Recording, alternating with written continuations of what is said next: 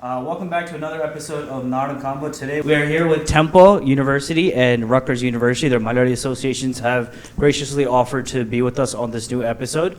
So just real quick, if we can go around and meet all our panelists today, we can start from here. If you can start with your name, your major, and then where you're from in Kerala. Hi, I'm Anika Abraham. I don't know why I spelled my name. I'm a biology major, and I'm going to butcher the names. But my dad's from Kottayam, and my mom's from Angamali. That was good. Hi, my name is Neha Joseph. I am a health studies major, and I'm from Pathanamthitta. Hi, my name is Dia. I'm a double marketing and accounting major. My dad is from Guruvayur and my mom is from Kochi. Hey guys, my name is Aditya. I'm pursuing a major in data science with economics, and both of my parents were from Thrissur. Hi, I'm Swapna Mathew. I'm a health professions major. My mom is from Pathanamthitta and my dad's from Ernakulam. Hi, my name is Suraj. My major is computer and electrical engineering, and my family is from Thrissur. Hi, I'm Charlotte. I'm a bio major, and I'm from Chengalpattu. Hi, I'm Anvi Nair. I am a political science major, and I am from Kottayam. Hi, my name's Adira. I'm a bio major, and my mom's from Kottayam.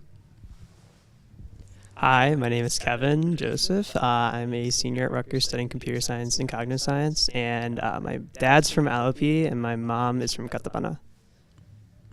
Hi, my name is Kieran Thuman. I am a sophomore geography and urban studies major. Both my parents are from Kottayam. Awesome. What's your name? My name is Aaron, and you're watching Disney Channel. No, I'm a cybersecurity major, and I go to school in New York, and I'm from Kottarakara. Nice. I'm Mathew. I graduated college, went to Widener University, and I work at Comcast now, and my parents are from Pathanamthitta.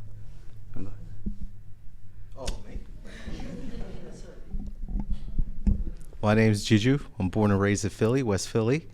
My parents are from Kollam, and I work at the University of Penn Med School. How long ago did you go to Temple? Jeez, man, you have to. Oh God, 25 years ago. All right, just a little icebreaker. Who here knows how to speak in Malayalam? Fluently. Wait, raise your hand like real high. I want to see. We're not talking about Okay. Yeah? Okay, but who's like shaky. Decent? Oh, not decent. Okay then. Okay. Yeah? Shaky, honestly, I'll live with that. Yeah? Okay. Who can't? Okay, I think I can a little bit. but you understand it? Yeah, I can understand. Okay. All right, one more person. I'm pretty sure there's got to be someone else in the crowd that doesn't know Malayalam or kind of understands it. Everyone understands it. Everyone understands. All All right, so a little icebreaker then. So Swapna, and sorry, what's your name again? Me? Yeah. Adira. Okay, so we're gonna play a quick game real quick. All right, just to kind of break the ice. All right, I'll say a number in English, and you'll have to say the next number in Malayalam. All right, or vice versa, or vice versa, right? Or vice versa. We'll have a quick we'll just have a practice round real quick. Slight preface, I'm half Tamil as well, so if Tamil Papa! comes out, I apologize. Tamil theriyuma? Yeah, I'm very fluent in Tamil. I can confidently talk in Tamil. So. All right. Yeah. All right. So we'll play a little practice game. Okay. All right. So if I say 1, you'll say 2 in Malayalam. You'll say 3 in English, and then I'll say 4 in Malayalam, and then we'll just go around. Just practice round. All right. Okay. 1, 2, 3. 5, 6, 7. Oh, 4. I forgot 4. Sorry. 4, 5, 6. No, thankfully it's not. Oh, 4, 5, 6. Same thing? It's the same thing, yeah. No, it's just past 10. It becomes a Say problem. less. We'll get to 100. Yeah. Ready? Go. Next one's after 6. Rog, you're supposed to say it in English. All right. One more time. All right, ready? We'll start from 10, okay? 10, 11, 12. 13, 14, 15.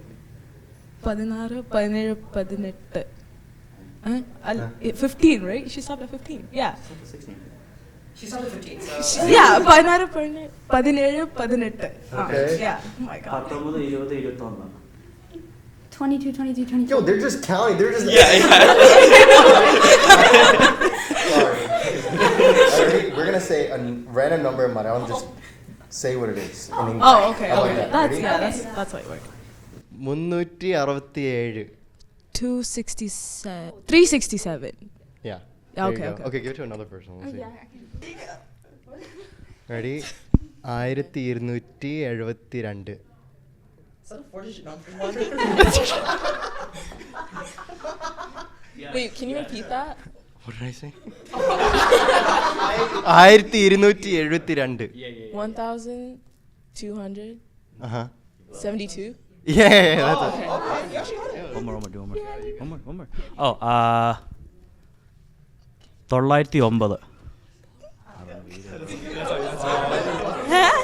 909. 909.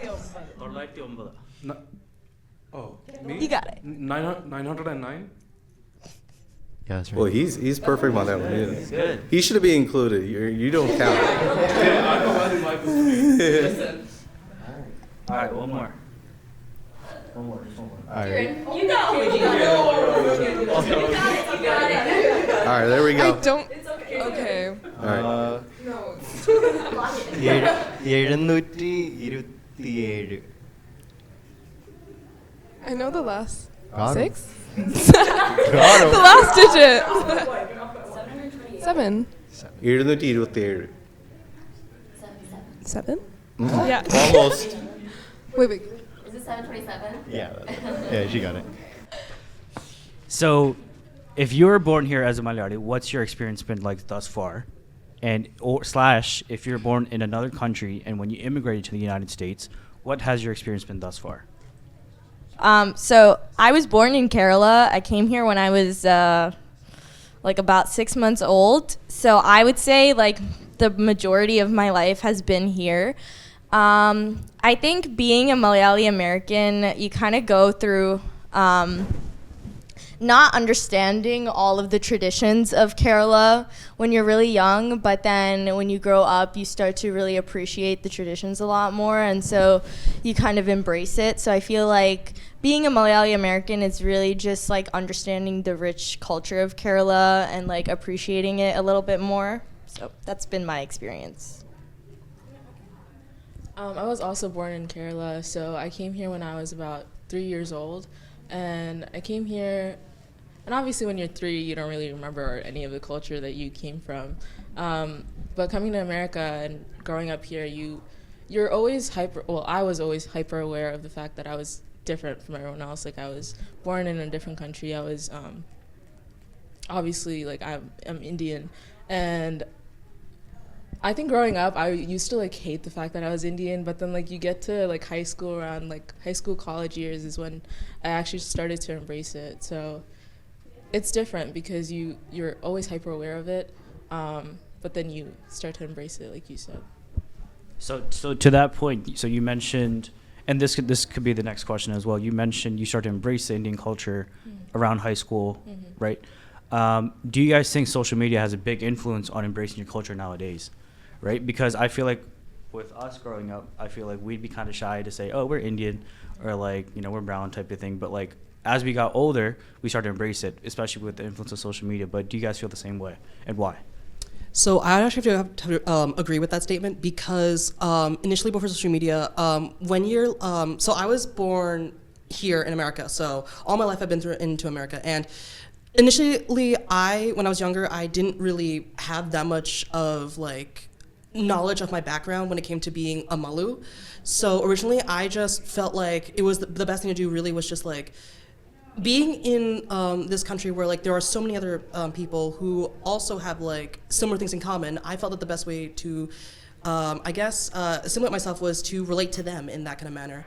It was only when in high school when social media platforms like YouTube or Instagram really took off for many different people that people started like sharing cultural ideas, topics, festivals, cuisine even, and honestly, that was really honestly a gateway for many people, including me in my high school, to start embracing their different cultures and traditions. So I would have to agree with that. I think one thing I want to piggyback off on that would be that like with the rise of TikTok and like COVID, I think a lot of people were stuck at home during quarantine, and I think a big thing was you're kind of like just doom scrolling till it was like 2 or 3 a.m. and there were many nights of that. But I think one big thing that I feel like I saw during COVID that maybe it was just growing up and maybe it was just like going through high school like everyone said, but like for me I saw that on TikTok and like other social media platforms, like maybe my algorithm was like actually starting to understand me, but it started like recommending like, oh, hashtag Malu or like hashtag hashtag South Indian, and I was like, okay, like it's a little too much now. But to bring it back, I think that with TikTok, like you would see the most random like Malu meme from like someone like who's like I would say like Gen Z, and I would just take like I know now at least on TikTok you can like look down, you can see like their name, and I'd see like it'd be like, oh, this person named Anna posted, and I'd be like, okay, cool. Like I don't even have to look for the hashtag, I just know like this is just another Malu just saying something, and it's like cool like to see that like sense of community. And I think I think social media has truly like been one of those things that of those platforms where it's excelled in that way. Mm-hmm. But also, piggybacking off of that, I don't know if you guys remember Malu Vines.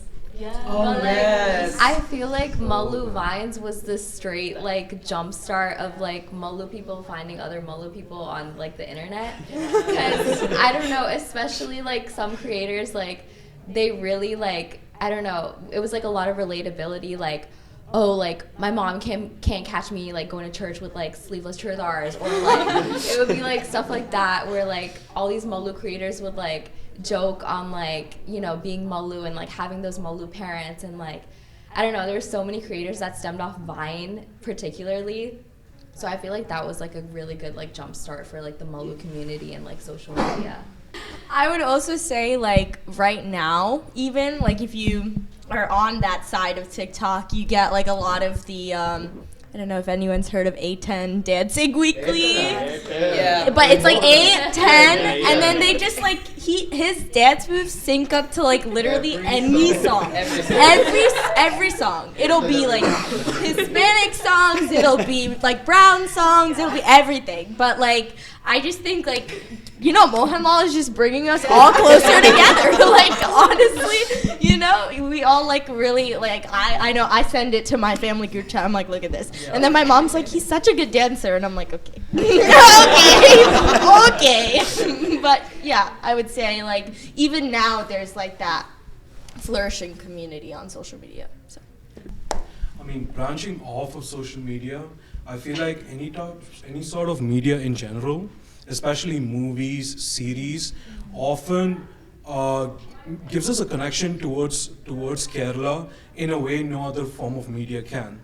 I mean, if it's just subculture memes from Malayalam movies of, having conversations with other Malayalis about Malayalam movies and the Malayalam movie industry generates a huge impact towards getting us closer to our culture. And it also forms as a medium between what you can talk to with your parents, and it brings people together.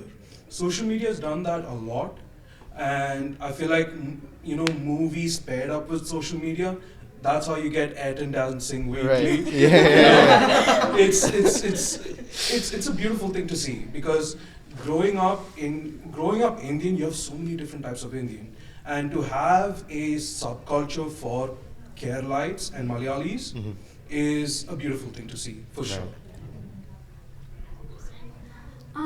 Yeah, this is something really like close to my heart right now, because I feel like if I didn't have TikTok, I don't know if I would be like even on this board right now, because I was so like out of touch with my culture like growing up, because I grew in a place where there was the only Indians that were there, none of them were Malu, or like I get fun of for being Malayalee and Christian because they didn't know that Indians can be Christian. That existed. Yeah. So then finally, like on TikTok, I started noticing that there's people that are Malayalee and Christian. I was like so confused. I was like, there are other Malus in America, which is so weird. Like coming to Temple is definitely a culture shock because there's like Malus everywhere. But so I started making videos about like my parents and like things like that, and slowly like more and more people found it, and I became making more like Malu friends. And yeah, it just definitely got me like to learn so much more about my culture, and I'm so like grateful for that. So you mentioned movies. I'm sure you guys have all seen the Malayalam industry has popped off this year, right? And until then, it was like Bollywood and like every other industry, but now it's us. What are your takes on Malayali movie industry, and like, do you guys feel as though you guys can relate to these movies nowadays watching them? Because growing up, you know, you'd go to the movie theater just to see Mohanlal or Mammootty, but nowadays some of these movies are actually relatable. Like one of them was recently just came out, is called Vara. It's a movie about guys, and just like the whole culture in India is, if you don't have a job by like 21, 22, then like you're labeled as a failure, right? But that movie kind of proved it otherwise, right? Like even though you don't have a job, there's still a future for you out there. And so my question pretty much is, are you guys able to relate to the Malayalam movies or pop culture that Malayalam produces nowadays? I just like to say that, you know, the Malayali movie industry has been a refreshing change towards the entire industry, in like the movie industry in India in general. I feel like personally, the Malayalam movies emphasis more on realism, keeping it as real as possible, so much so that you forget that you're watching a movie and you're just very immersed into the plot. And that makes it easier for us to relate and understand, and it takes away all the frills and all the, you know, the fillers, while still keeping that vibrance and that cultural connection. It's very skilled. It's very skilled. I mean, there are a lot of movies that emphasis on social issues and even divisive political issues in Kerala, and the ability for Kerala filmmakers to maneuver around that and still provide quality entertainment really brings us all together in terms of entertainment, and also towards the discussions post watching the movie. You know, if it has come to a point where after every major Malayalam movie release, I have a lot of friends back home in Kerala, I'm from Dubai, so I have a lot of Malayali friends in Dubai as well. And this, like whenever a new movie comes out, that is the one opportunity for us to get together and talk about it and educate ourselves, and also talk about how entertaining it is. It really brings us all together, and I feel like Malayali culture is centered around movies and media, so much so that it really connects us together more than any other film industry has done so far. So just to piggyback off of that, so you mentioned movies and media has brought the Malayali culture together, right? If I'm understanding 100%. Do you think that's the right way, though? Do you think media and social and like pop culture should bring us together, or should it be like our parents teaching us cultural like values and you know, just kind of like should media have that much of a presence in our lives for Malayali culture, at least? Honestly, it is an invariable effect, because as we go forward, social media is more and more part of our lives.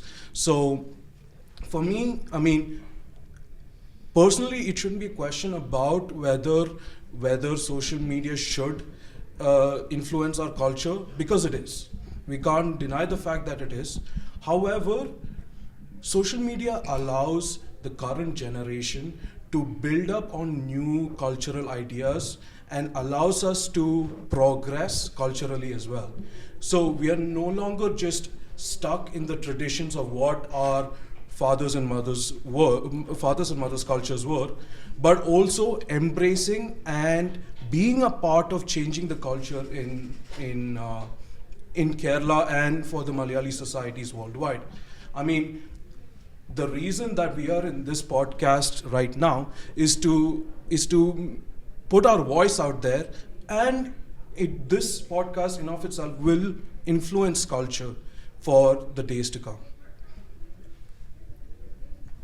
I think also, like, just to talk about movies a little bit more, like, I think the characters that are portrayed on screen, the way that they're crafted, I think like that's a big reason why we can relate to movies so much now, because it's like kind of like they're kind of the neighbor next door. Like it's kind of, Malayalam cinema is becoming more and more like relatable in terms to, you can see that character like roaming around anywhere in Kerala, basically, you know?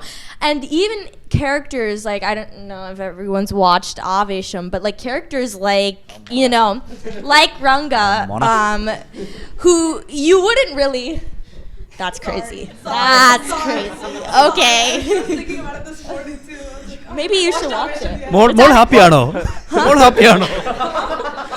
More happy ano. You're not happy? Okay, because I didn't watch it yet. Yeah, so she'll be happy after watching it. Spoiler alert, sorry. But like honestly, I think like characters like Ranga, who are like you wouldn't run into on the street, you know, God willing. But like, you know, even he is crafted in a way where you look at him and you're like, he's so funny. Like he's just hilarious as a character, and you can like really relate to him in terms to just like wanting to make everyone happy, and like even just like certain things about characters in Malayalam movies, like even if you don't see your neighbor in them, there's characteristics about them that make you just relate to them on like a deeper level, which I feel like I haven't seen with any other like Indian movie industry, even like Hollywood. Like there's only a couple of really good films that are able to do that, but Mollywood has gotten definitely a lot better at crafting characters to become more relatable. Another thing that I've noticed recently, you know, bouncing off of what she said about characters, is like Malayalam movies recently I've noticed have like they've been touching on topics that movies, especially like Indian movies in general, just don't.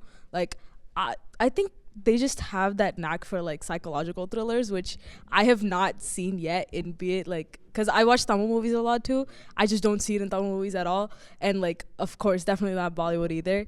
And I mean, no offense to Bollywood, like you guys do great, but you know, like that's a lot of shade. But still, that's a lot of shade. Yeah, no, yeah, but I think it's like very realistic in a way where it's like, even though they're known to be like for the sake of entertainment, it's still like very realistic issues that are being brought up. Like, for example, like Joji was like one of like, I don't know, it like changed my entire perspective on how movies. That was the Fawad Possible? Yeah. It was so good. I was like, no, like everyone I know, they were like, bro, it was such a weird movie, but like it was like really good. Like I think the character, the way they portray like serious like psychological issues is just really, really good. I think the Malayali industry right now, in terms of movies, have reached a certain precedent and has been so different and unique from all the other industries. And I guess like growing up, my dad grew up here, so he was very adamant on like trying to westernize kind of me and my brother in a way, just like protect us from, you know, like certain racism that he experienced when he was growing up. So that included kind of like shielding us from like certain movies and things like that. And to be honest, I wasn't really interested in watching any Malayali movies. Like I don't want to watch like Mohanlal and Dilip like fight like 10 men with one like stick. Like that didn't really interest me. But yeah, literally like defying the laws of physics, like that wasn't my thing. But like now, since I've come to college, like I like want to thank Anvi for that. She's my roommate, by the way. But she really introduced me to certain Malayali movies like of today, and just seeing the difference within creating stories that are relatable to like both men and women and things like that. So there's just been this broadening of stories that are being told. So I'm really appreciative of what the Malayali industry looks like today. But definitely there's a lot more work to be done within the industry, for sure. I know there's a lot of controversies right now, but yeah, I'm really proud of what it's stood for today. So yeah. I actually kind of want to bring up something that you both mentioned, that it was about the whole Western approach, and how like there's, I think when you bring up like Mollywood, right, and you discuss underrepresentation, like obviously yes, like we're a little bit underrepresented in the film industry, and especially within Hollywood, I think that's definitely a big thing.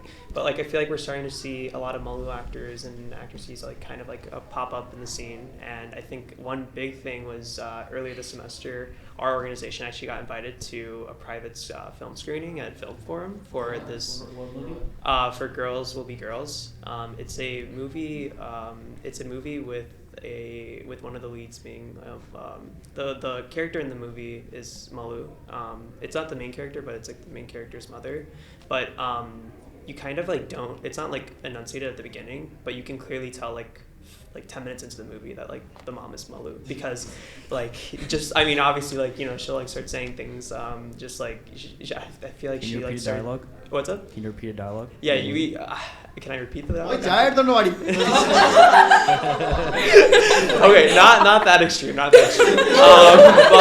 But there were moments where like I don't want to spoil the movie for everyone here, but one of the ending scenes involved hair oiling. Like I don't know if like you guys have done that at some point. If you've had like the coconut oil like forced on your head. It's in my jar. Yeah. It's in my jar. Okay.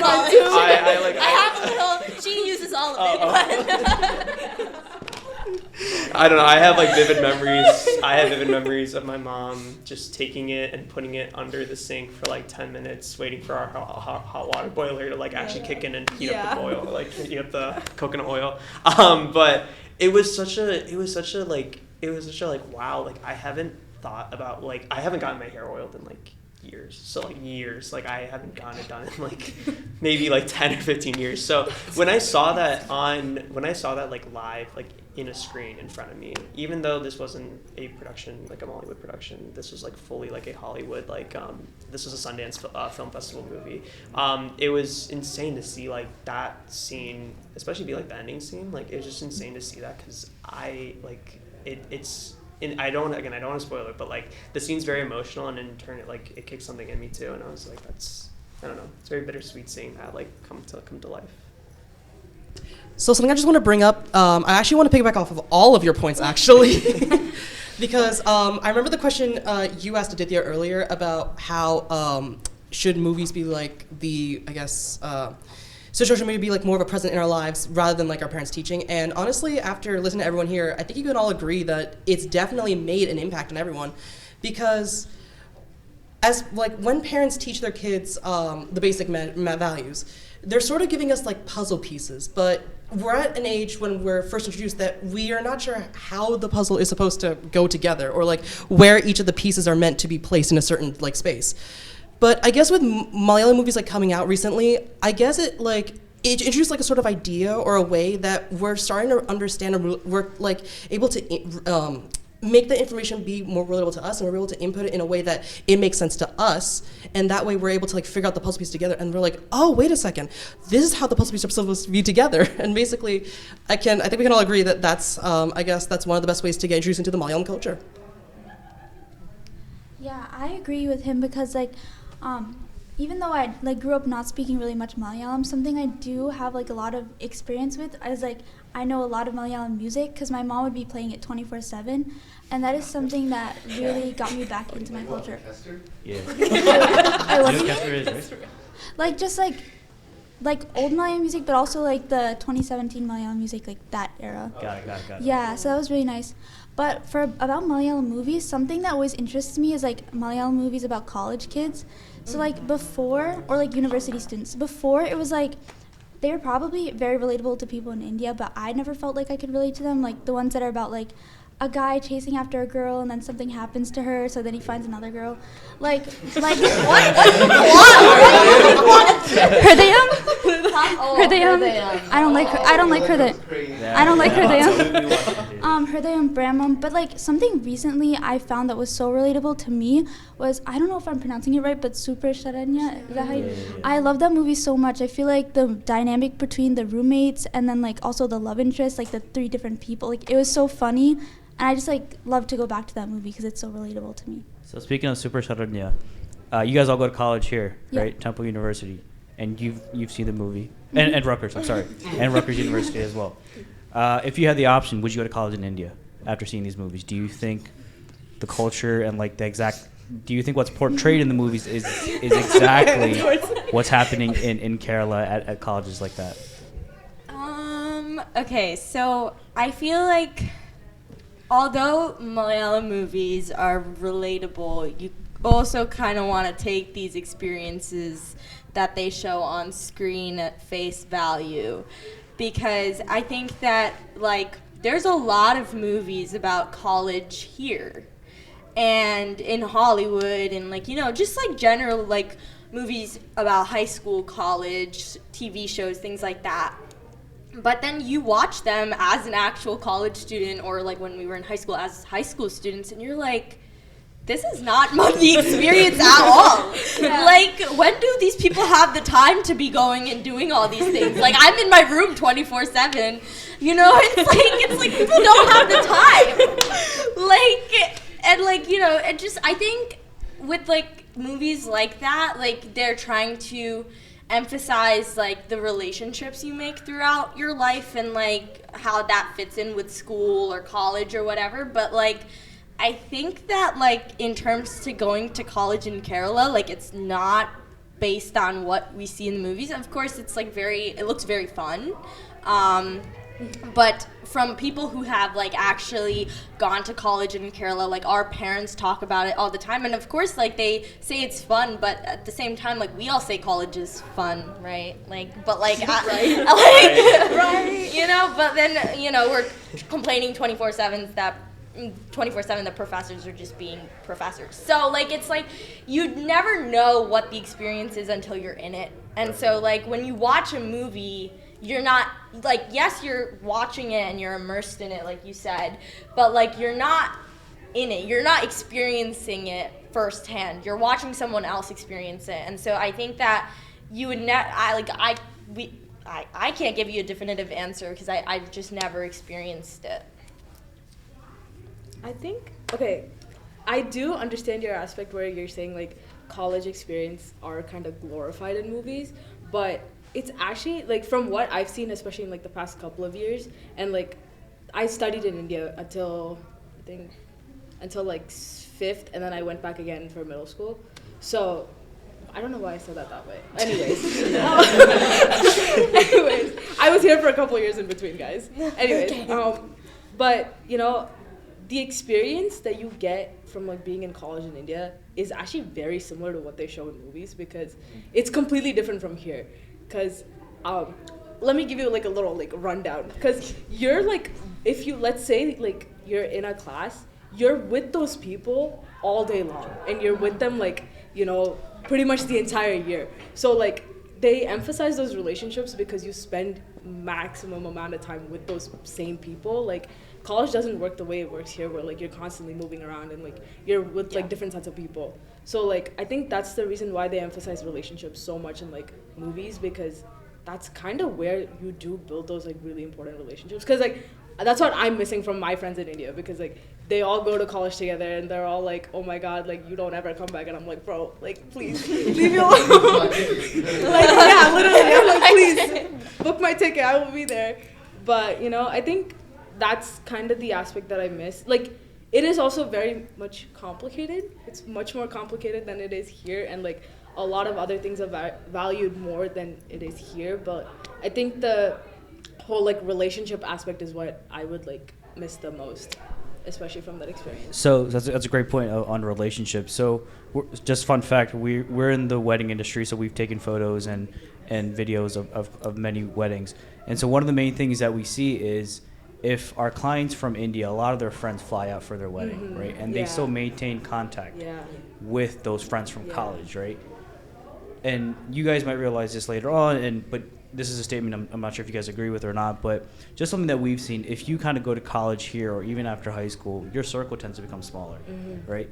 Your circle becomes smaller and you kind of stay out of touch with people you once went to school with. Whereas in India, if you went to school there, you're pretty much tight with all your boys. Like, Judge still talks to people he went to elementary school with. He just went to India right now, and they had a whole gathering. Yeah. But that's not the case here, right? Why do you guys think that's not the case here? So, to answer your question, I think it's because of the communication that's like the type of community that's around here, really. Because in India, everyone is like more familiarized with each other after like a couple of weeks together and understanding yourself. Everyone in India is more tighter. They know you. They understand you. They at least understand who you are. In America, I think it's a little bit different because of the way people focus more on their lives individually rather than socially. And I believe that like even us as majors, we're focusing on all of our different majors and we're hoping to like make a career out of each and every one of them. So we're more prioritizing ourselves more than making connections, really. So I did up to college over there, and until then, whoever I went with, basically, I spent the next 3 to 4 years, day in and day out. So if you spend 8 hours a day, three years in a row, guess what? You become very personal, right? Yeah. And then at the high school level, so right now, like they said, I just came back from Kerala, and I just had a reunion with friends that I haven't seen in 35 years. But these are relationships that we kept on keeping only because of the fact that a lot of those institutions are community-based. So if you grew up in that neighborhood, you went to that school. So for you guys, it's not like that much, you know what I mean? You're coming from different parts, and plus with the school system as it is over here, right? The college system as it is, you probably see each other once a week or something like that, right? Yeah. I kind of just want to add on to that. I feel like when you're in high school and like elementary school through high school, especially so like I'm from New Jersey, so like it's like a district-based system there. So like you're in the same district and you kind of grow up with those people. But like it's such a big school. Like my graduating class was 760 people. So it's like, are you like I just like we're not able to know everyone. Like some people will be like, yeah, like I was in your class, and I was like, where? Like where, bro? Like where did I see you? No, I did not. Like, and it's just like you don't acknowledge all the people that you grew up with, even though you grew up with them. But then you get to college and you're surrounded by so many people, and you're just not able to keep friendships with people who are in your class as much. And I feel like in high school, like even though you didn't know everyone, you kind of went through school together, you had that community. But in college, I feel like everyone is so individualistic, and everyone's just trying to get in and get out.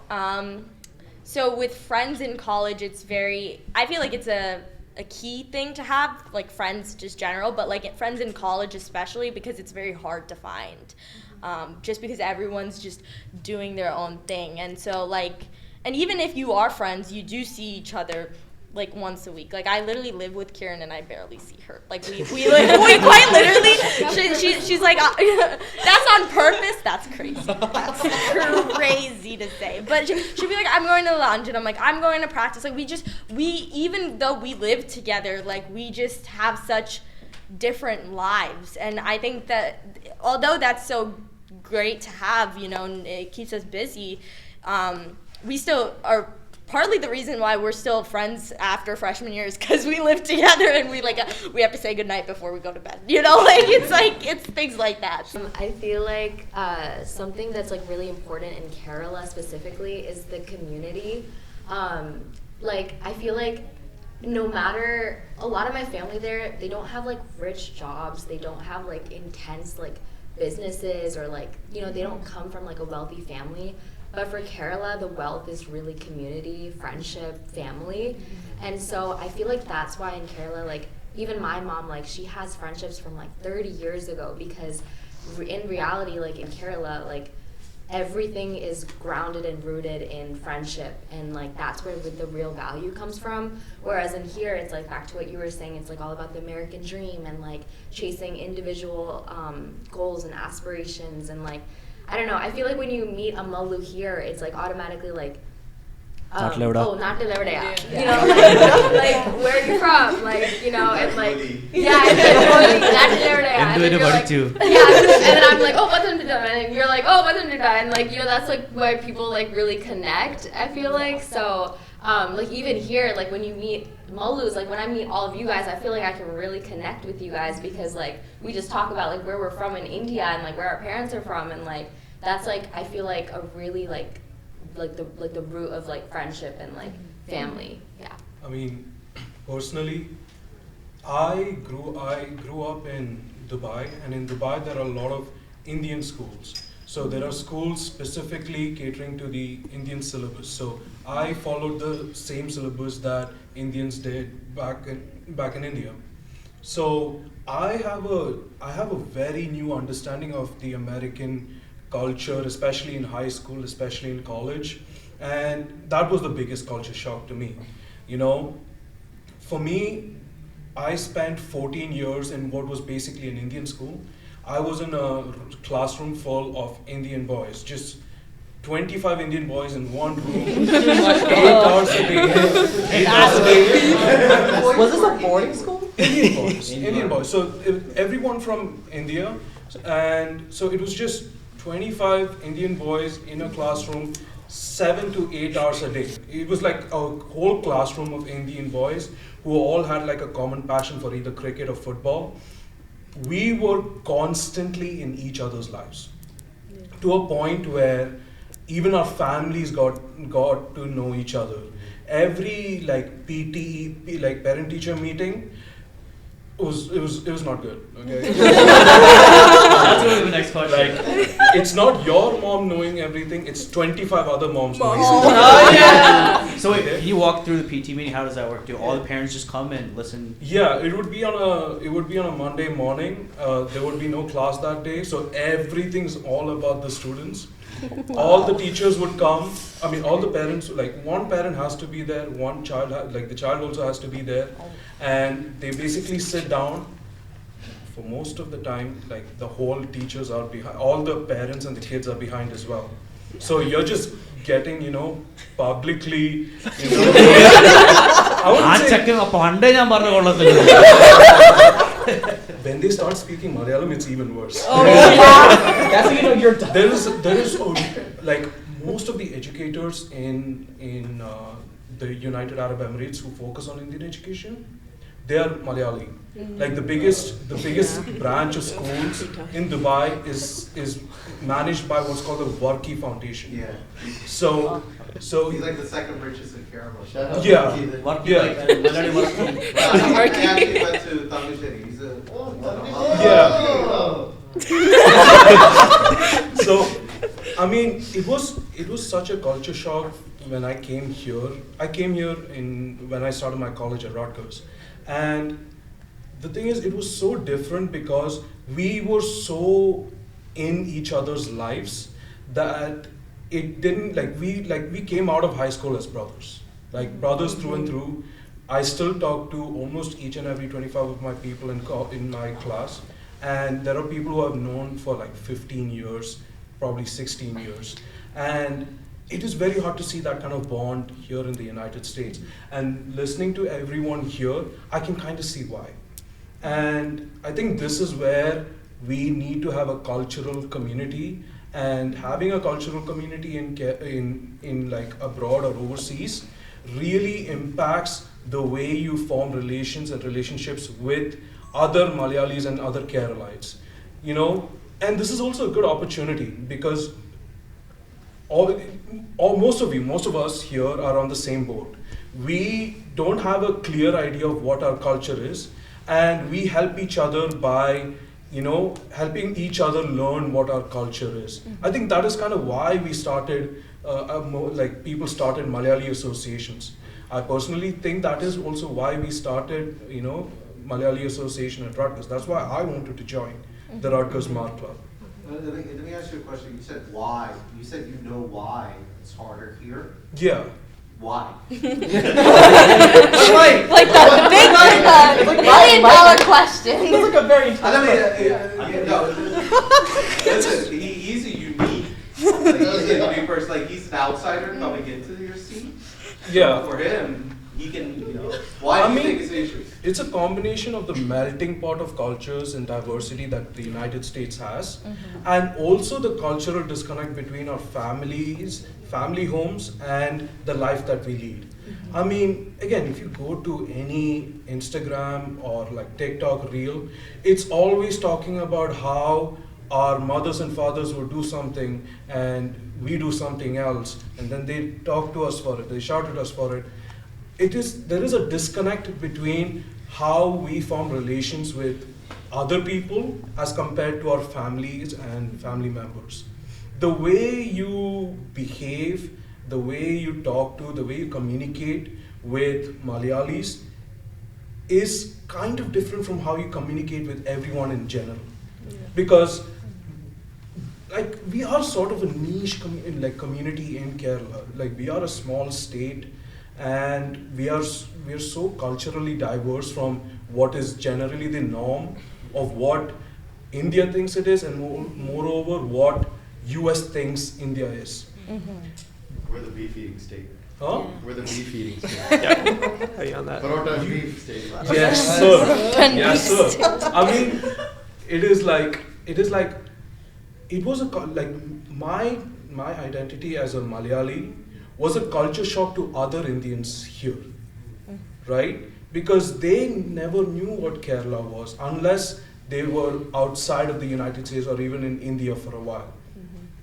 I had a very, very long conversations with, Indians who have grown up here and raised here. They don't even understand the Kerala culture. They're like, wait, you're Hindu and you eat beef? Oh. Yeah.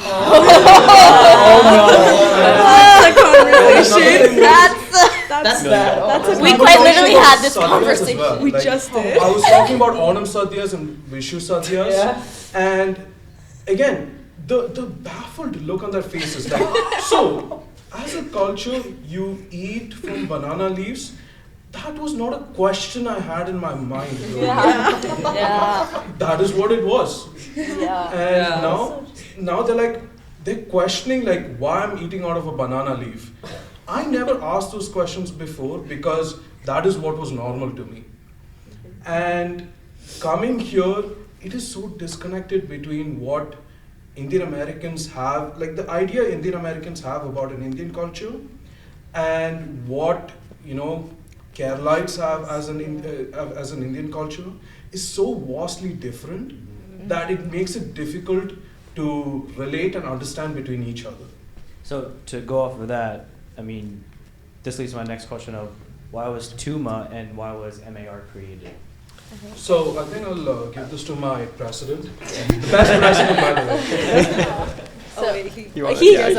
I think you should talk about MAR and then I'll talk about Okay. TUMA. So for those of you who don't know, MAR was founded, I think like 4 or 5 years ago. I don't even know. 2020. It was 2020, right? Yeah, it was founded before I joined Rutgers, like completely. So it was an association founded to kind of aim to like raise awareness about Kerala and bring a lot of like not only like culture together, but also bring about like issues that are prominent in Kerala and in South India.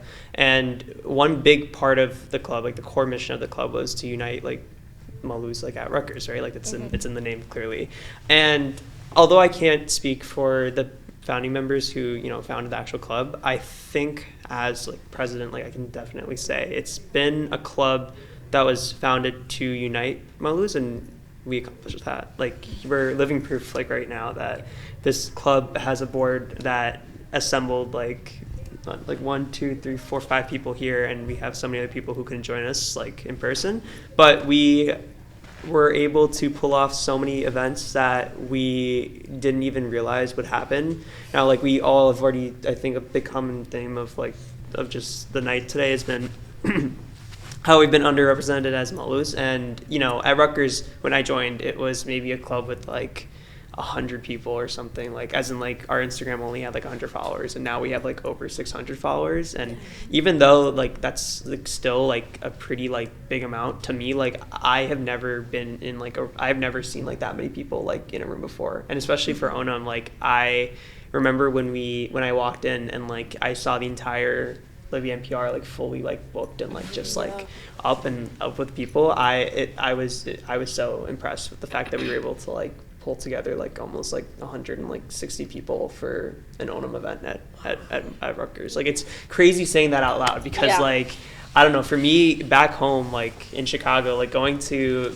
like any sort of Malu event or even Onam, like it was maybe like 50 people or like not even like close to 100, and just seeing like that many people like come up and like in that like truly like it truly brought our mission like right then and there. So, I mean, TUMA was kind of created on the same basis that MAR was created on.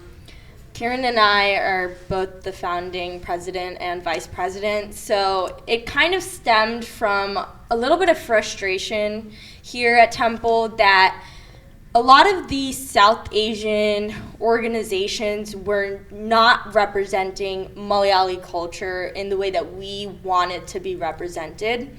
And we love, like I attend SAS events, like I attend like other events, so like, but it was just, for us, I felt like everywhere I turned, there was a Malayali person, you know?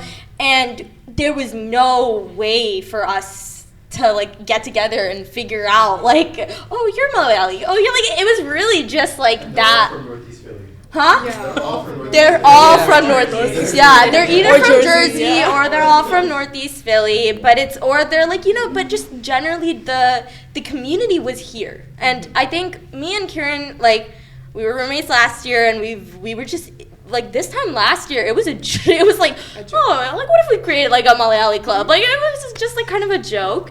But we really said that this is a long time coming for Temple because there was that community here, there was that community present, but no avenue to kind of express our Malayali culture.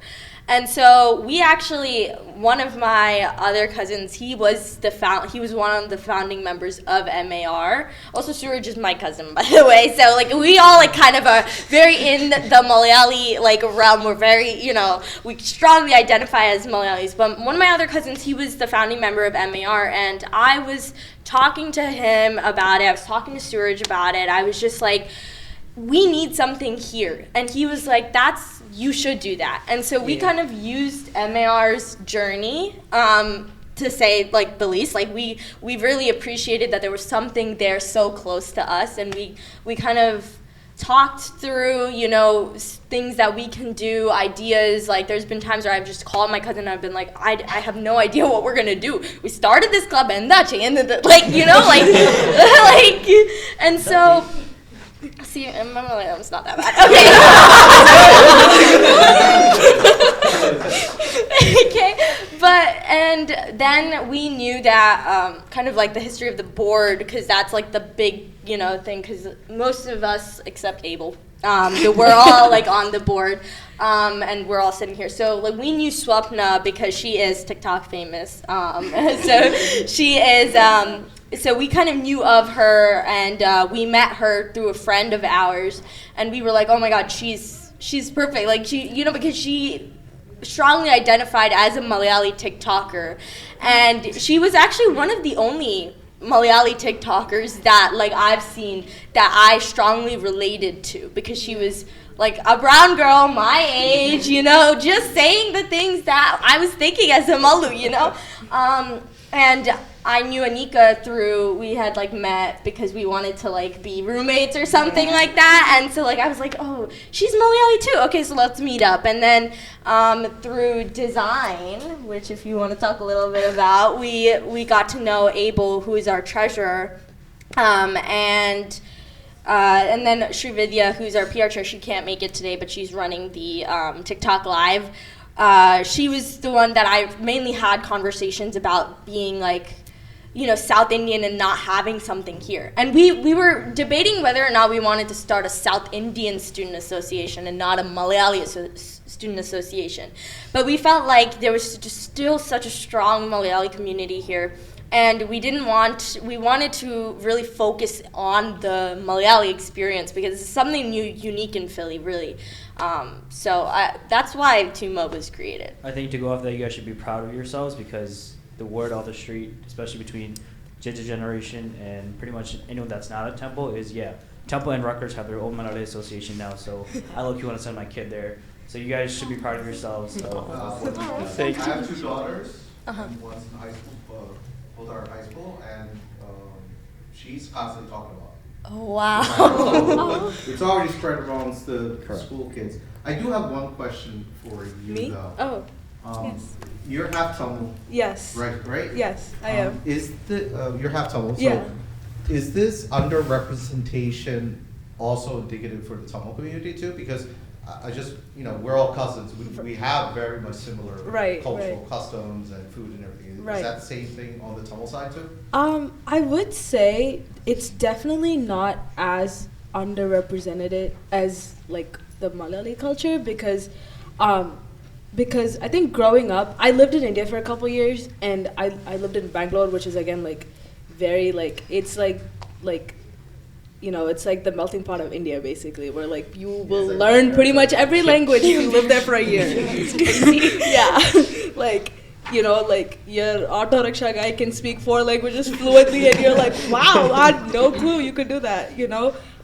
Even there, like I feel like within India itself, like just knowing what being from Kerala is just like people have very like a really different perspective on it, because they just don't understand like we're distinctively different from the rest of India. But I mean, being Tamil, I've definitely I don't think finding people has been as hard, but the connection that you build has definitely been more complicated, because I think it's just a very Malayali thing that you instantly click. Like you're like, okay, like once you start talking, you click. Like for me, it was Anvi. So Anvi and I have known each other since high school. So we're like connected in like very odd ways. So her and I have known each other since high school. I've known her since my sophomore year. And she's the first Malayali friend I've had in like quite a few years actually. So like we clicked like instantly, and like my parents now don't go a day like without FaceTiming me and asking me where's your local guardian, and her brother doesn't go a day without talking to me and be like, Chechi, what are you doing? So it's like he barely calls me Chechi. Yeah, exactly. So that's saying something. But I think that like that emotional connection I've never been able to have with somebody like that's Tamil, and I don't know where this stems from, to be honest. I would love to figure it out, but I think for as someone that shares both cultures like equally, I've definitely seen like the underrepresentation affect more on my Malu side than my Tamil side. So what do you guys see as important versus problematic in the Malayali society today, growing up in the United States at least? I mean, I don't know about problem just yet. Like I was gonna talk about like something that's important. I feel like being like from like my parents being from like Kerala, and like I feel like Kerala itself has like a lot of like religious diversity too, and like I feel like there's a lot of like different religions. You meet a lot of people with different backgrounds there, and I feel like with that, like my parents also like brought me up in the sense where it's like you respect everyone's like differences, like cultural differences, and you learn about like everyone's like different cultures like respectfully too as well, which is like different to see in different people's Indian backgrounds, because they don't have the same like I would say like religious tolerance that like Malayali people have, which is like interesting to see coming as like someone who like grew up here. So you have like me myself like as like a Malayali like American, but you also see like other Indian Americans too, and they just have like that kind of disconnect that we do. As like for a problem with like Malayali society, I wouldn't like, I don't know exactly like a problem per se, but I would say like again like kind of like in like India in general, like the idea of like putting a lot of like importance to like we were talking about like before of like what other people will think, and to like live their lives about like thinking about like other people, when like in reality you should like focus on like what is like right for you and yourself, rather than like what would be happy towards society. And so, I guess to piggyback off of that, like being in the Malayalee culture, do you guys generally hide a lot of things and not express it because you're scared of what are they going to think? And it's not just for you, but just a broader question as well. Yeah, I think honestly everyone's kind of like scared of judgment. I think a problem in our community would definitely be judgment, and that's why we feel the need to like hide a lot of things, because I feel like as Malayalis we're very much based upon tradition. We have so many like traditions in place, and a lot of those traditions come from like years and years of like generational, like it's like passed down from generations. Like our parents have had these like strict, especially for in terms of like marriage and stuff, like if you marry outside of your religion or your race, it's this huge deal. And like, you know, if you come home and say that, hey mom, like I found this guy, but like, you know, he's not Malu, it's the end of the world, and you have to literally like possibly be disowned even. I don't know. I'm not putting anything out there, but it is very crazy. It's a very crazy thing that happens to a lot more people than we realize. And I think that's like the biggest challenge ever is judgment. Even like, well, I'm a senior now in at Temple, and like people are already asking me, oh, what are you going to do after you graduate? Are you going to go into grad school? My parents are already pressuring me about like, oh, why don't you have a boyfriend? But all this time I couldn't have a boyfriend. So it's like, it's like, you know, like what's always like next in your life is like everyone around you is going to ask. And there's always that like pressure and pressure and pressure. And then, I don't know, you just have to figure out how to deal with that. And there's a lot of stress that comes with that. So I would say that's a major. And that goes to the next question of, and this is a general question as well, not just specifically towards you. Has the fear of judgment affected your relationship with your loved ones? Because in America, kids tend to open up to their parents about pretty much everything in their lives, right? Do you guys see that the same way in the minority culture nowadays? I felt like in like growing up, there was a lot of disconnect between me and my parents, just because like even just like the way that we went to school and like we had different things, and like sometimes like there would be things that would happen at school that I would like my mom would ask like, how's your day? And I'd be like, oh, good. Like I would good, like, you know, just another day. But there's like something big that happened, and you know, things like that, and like just things that I would not necessarily try to hide because like I didn't want people finding out about it, or I didn't want my parents, but just because I felt like my parents wouldn't understand it. They would just misinterpret it. They would just misinterpret it. They would be like, did It'd you be do their that? fault. Really? You did that? Okay. Yeah. And I'd be like, no, I didn't do anything. Yeah, I wasn't holding hands with anybody, but like, you know. But like in high school, I feel like having a child, like I can't speak for like my parents, but I feel like having like children that go up through the education system here, I feel like my parents have had a lot more exposure to that. So when I got to high school, my parents were more relatable because they knew about things that were going on, and they would come ask me about it. They would find out about something that would go on, like there was a party here, and then I'd be like, yeah, there's a party there, but like, you know, I'm not going. So they'd be like, okay. But then we'd gradually start talking, and we'd start having these conversations, and I realized like a lot of, even though they went to school in India, I went to school here, a lot of the same situations happened in school in India and school here, and so they became more relatable to me. So now I feel like going to college and stepping away from my house, like I'm really close to my parents, and I feel like that, you know, the transition to college really helped that, because, you know, they will never admit, but they miss me a lot. My brother also will never admit, but he also misses me a lot. They just really constantly, they try to get to know you once you're in college. I think that like that's when it hits them. They're like, she's her own individual person. She has friends. She has a life. She has a life in Philly, which is not that far from where I'm from in Jersey, but it's like, it's still so far, like, you know, and so they really tried to get to know you. And I feel like then I feel like you can open up with things that happen in campus, that happen to you, like whether or not you get a significant other or you go to a party, like you can tell them because they are more, relatable to you. What kind of advice would you give other Malu kids to convince their parents that you're your own person? Yeah, I mean, it takes a lot of work to convince your parents, your Indian parents who've come here, who've literally dedicated their life to giving you a better life. If you're children of immigrants, like especially my parents, it takes a lot of work for them to, because I feel like they see us as extensions of them, and so a lot of the times they want you to do the things that they could never do.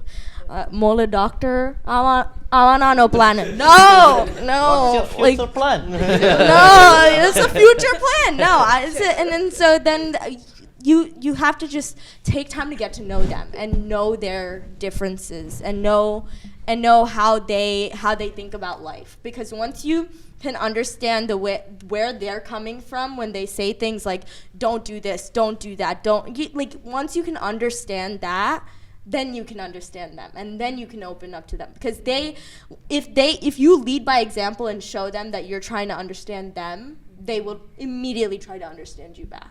Period. Yeah.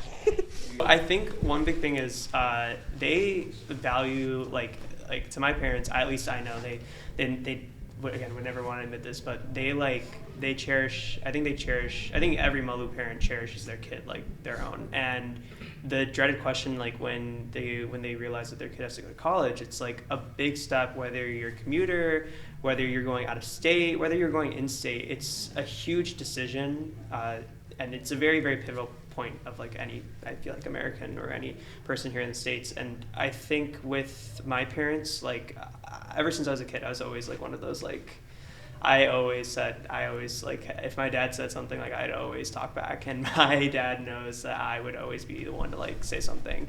I could never ever keep quiet. My parents always knew that I was, I guess, like I think like a little bit more independent than my brothers were.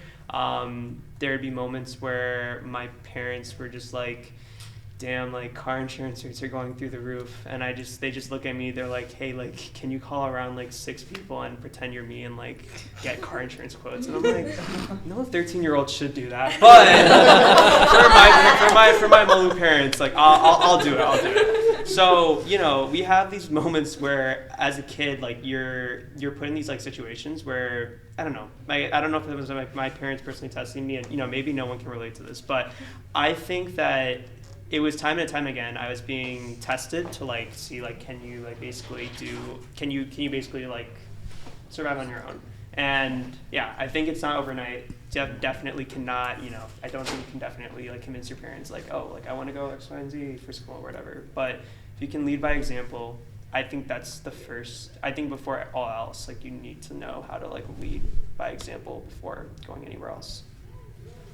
Yeah, I definitely agree with that, and I think your experience is definitely not unique, but I will say like the most issues that I personally faced with like just issues with the Malu community in general and how to speak to my parents about it and like just extended family is just like this concept of, although we have spoken that the community is like this very welcoming place, but I do think that there is a sense of alienation, because I grew up outside of the Malu community, where when I go visit like church community in Philly and in Brooklyn as well, because I have family in both those areas, I find that they're almost like stuck in this bubble where they know their community, they know their neighbors, but they don't explore anything beyond that.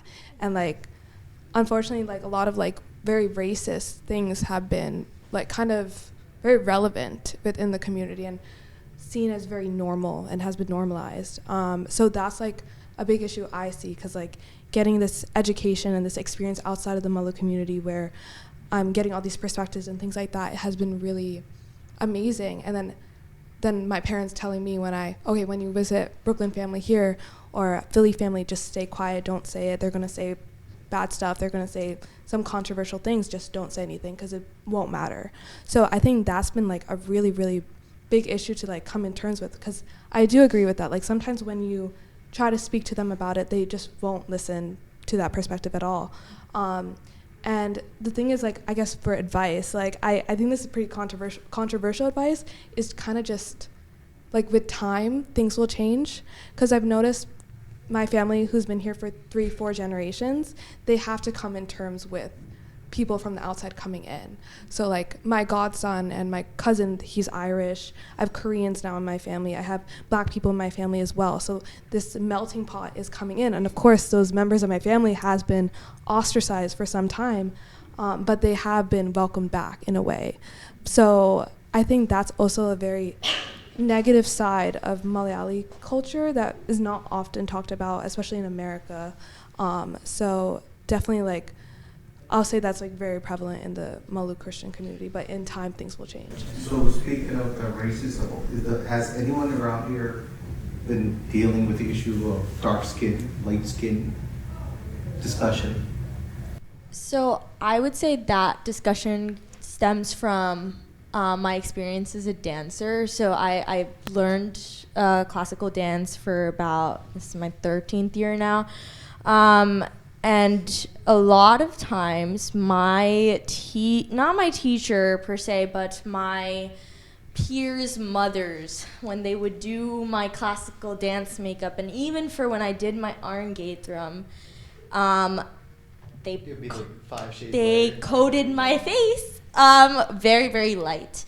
As you can see, I am not as fair-skinned as maybe if you, like, look on my Instagram, on my Arangetram pictures.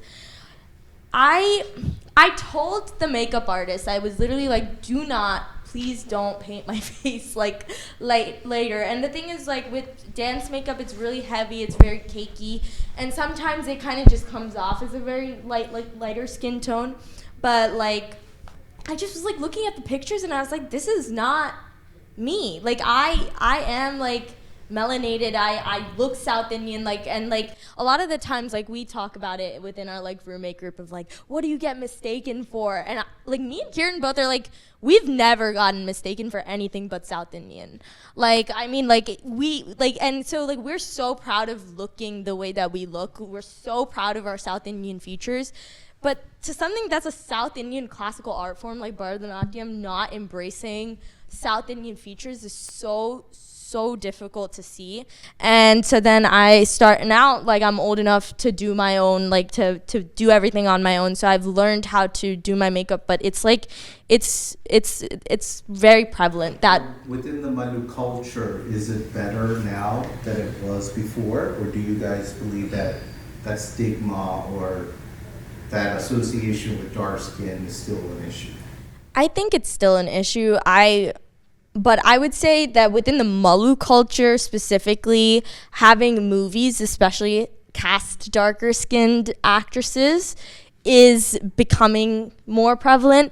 And there's this whole thing with, like, the Indian movie industry in general casting very fair skinned actresses, and then you look at, like, Hollywood, and, like, people who play Indians in Hollywood, they're darker skinned, like, you know, and it's kind of distinctive, like, it's a distinct culture, because it's like Hollywood is cherishing, like, our brown skin, but Mollywood's doing better, but, like, Indian, like, movies aren't cherishing that. So I feel like there's still work to be done, but I think, again, like, you know, the sentiment here is that Kerala as a state is paving the way for these really dramatic changes to happen in every industry. And then you'll also see, like, the commercials and stuff with, like, really, like, fair-skinned people doing, like, Fair and Lovely type. Yeah, Fair and Lovely is crazy. So you mentioned Kerala is now paving the way, right?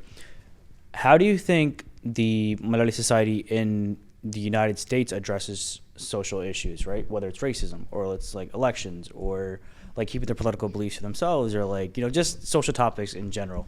We can probably pivot towards this side. Actually, I definitely think with, like, it's, like, differently split. Like, there are people who, like, believe, like, oh, you can have your own opinion, but then there are also people who, like aunties, uncles, they, like, push their political opinions or beliefs on you. And I just feel like people should be more, like loving to each other and accepting different opinions, instead of just, like, saying, oh, I'm not going to talk to you if you support one side or the other. Yeah. Yeah, I feel like there's like again like a difference. Like some people will just like keep their like political beefs like beliefs and like their views to themselves, but like other people will like voice them out, and it's kind of just like what like these people are like comfortable talking about too. And I feel like when we were like a lot younger, like they wouldn't talk about this stuff in like front of us because they were just like, oh, like they don't need to know about it. But I feel like especially like now that we're older and like we're adults now, like we become part of like the family like discussion table, and they're like, oh, like did you hear about this issue, like what do you think about that, like have you learned about that, did you read the news about that, and stuff like that as well. I think for the most part, when it comes to social issues or even politics, it's like it's gotten to a point where growing up, for me personally, our family has been generally non-political. We were never really much politics based, because first of all, growing up in Dubai, you don't have Dubai politics. It's law of the land. Yep. And again, as long as we follow the law, we were treated with the utmost respect. Coming to the United States, where everything is left or right, it's either one side or the other side, is a very new concept to me. And I feel like how the United States, how the politics in United States plays out also seeps and bleeds into a lot of other politics worldwide. So when it comes to the US based politics and Indian based politics, it's more and more of being a normal, dining, like it's becoming more and more prevalent. Conversations are happening between, generations about their political beliefs.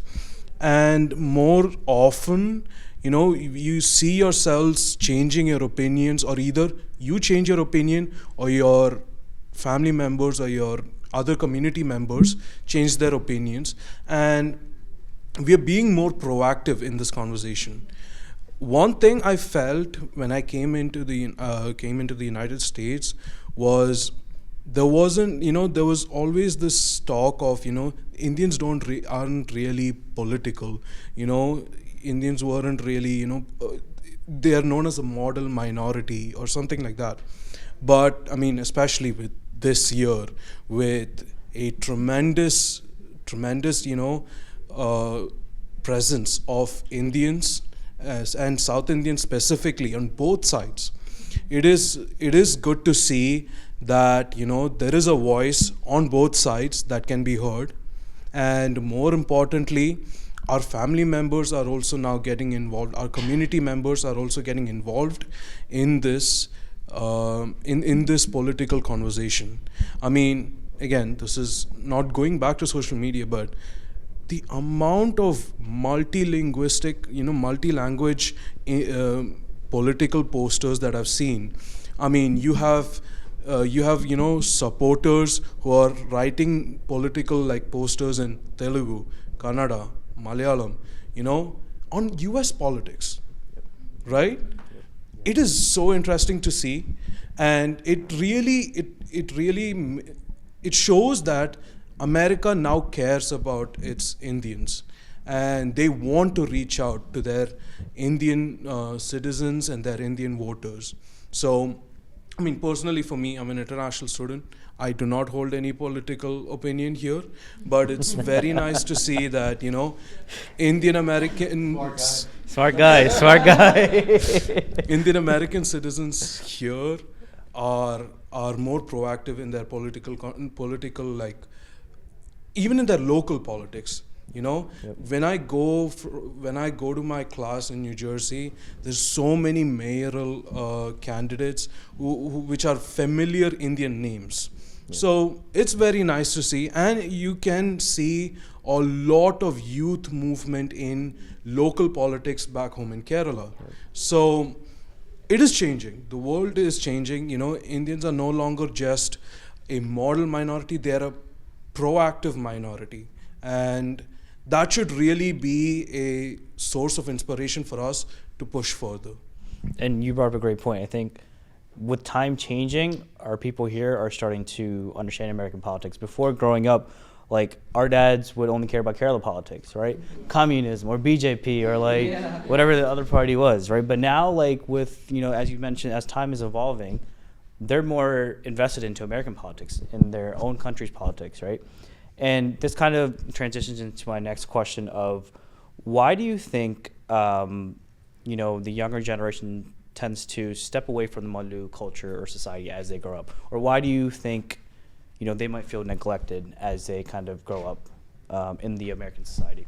I think one thing that I think I've like seen, especially around the community that I was from, is a lot of like Malus that are here in the States are kind of like first gen Malus, and we're seeing like a lot of them. Kind of come from families that were brought up in India pretty like conservatively, or in like a manner that again doesn't really align with like their views in the States. So I feel like I've seen it firsthand. There's moments where I have definitely just like I wanted to do something, and I know if my parents were in my shoes, like they would definitely not do what I was about to do. And I think that's a moment where I think like just a collection and like a snowball effect of having like every single one of those decisions where you're kind of just like sitting there and it's like I'm doing something that like none of my ancestors or no one that I know in India would remotely do. Like that kind of does like snowball, and I feel like in turn that causes like a dissociation effect, and I think that makes you dissociate a bit from like, you know, who you are as a Malu. Yeah, I would piggyback on what Neha said earlier.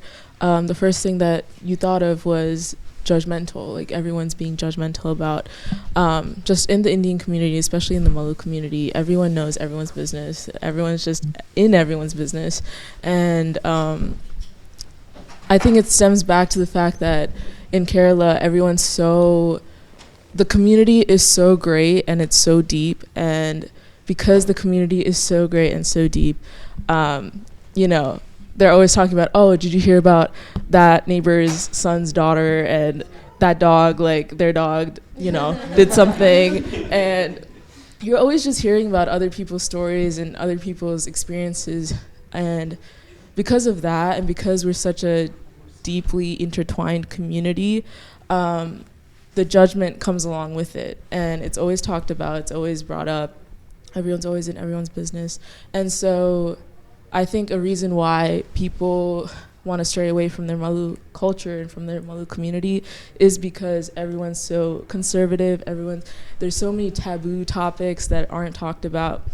But now, because the culture is shifting, you know, people are starting to talk about it more, especially because, you know, everything's viral on TikTok and everything's viral on Instagram. Like, everyone's talking about these taboo topics. And so that's why I think people try to get away. I'll advocate that because my daughter brings up topics, right, that I never imagined she even knew. Like what? Right. Can you give an example? Huh? Give an example. Let's not even go there, but it's the little things that pop up. But your generation does have the ability, because of social media, because of all these things, have an opportunity to understand the topics that your parents are talking about. Yeah. And also comment on that. So to go off of that viral piece, right? I think because social media has such a big influence, right? Oh, sorry, did you want to add on? Oh, no. You sure? I just had a quick question, because like I know you're a dad of like teenagers, and like you're also like, you know, heavily influenced by this from like a parent's perspective, because I know. I'm so sorry. Am I allowed to do this? Yeah. Oh, okay. All right. You don't have a camera on me. Okay, yeah, that's okay. No, from like a parent's perspective, like, what do you feel when like, you know, because us as like teenagers, like, of course, like it's good that we have exposure, but have you ever felt like, oh, I don't want my kids knowing so much, or like I don't want my kids like being exposed as much? That's a great question. Yes and no. So, you know, like I had the opportunity to live in Kerala. So I've seen both sides of the spectrum, you know, how life actually is on the ground versus what we perceive. Or one of the things I constantly tell these guys is that they're being taught a Kerala that is uniquely concepted in their parents' mind, right? So, like I grew up, so if they grew up in a heavily Christian community, almost everything about Kerala is very Christian related in terms of the conversation. That's not my exposure. So in terms of that, I tell my daughter to engage in as much information as possible. I mean, I've taught her what Dravida means, you know what I mean? So the concept and those ideas. But there are little things in there that I feel she's not ready for, right?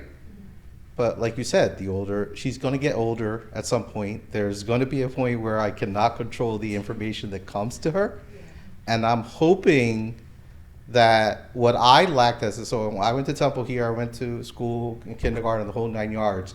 And what I lacked as a young boy was that I did not have a social community that I could relate to when I went to school or when I went to the playground. The difference my daughter has now is that she has you guys here, or she has a group that she has a question or she has an opinion. There's somebody out there that can understand it to some extent, right? So, yeah, that's how I look at it as of right now. So when you went to Temple, those years back. Okay.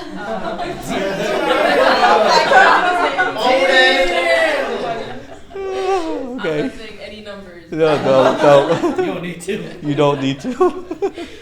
But during that time, did you have a strong Indian community, It's huge. Community? Yeah, it was a great Malayalee community here. Okay. It was a phenomenal Malayalee community.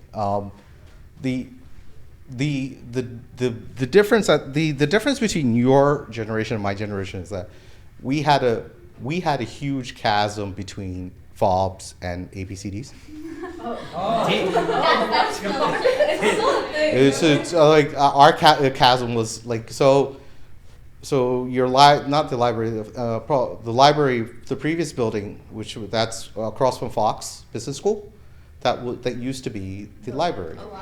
Yeah. So there used to be this parapet right over there, and if you came any time of the day, you would see Indian kids all crowded there.